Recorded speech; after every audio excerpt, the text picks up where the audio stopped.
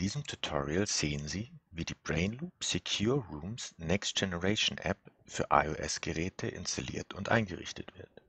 Die Secure Rooms Next Generation App kann direkt aus dem iOS App Store heruntergeladen werden.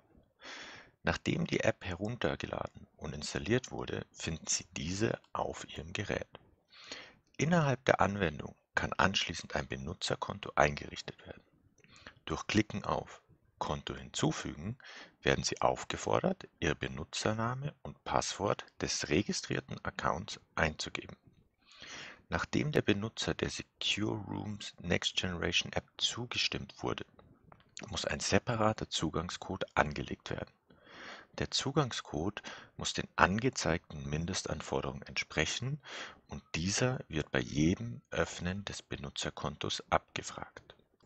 Ihr Datenraum und Ihre Teamdatenräume werden automatisch synchronisiert und die Daten stehen umgehend zur Verfügung. Im Bereich Einstellungen können weitere Anmeldefunktionalitäten angepasst werden.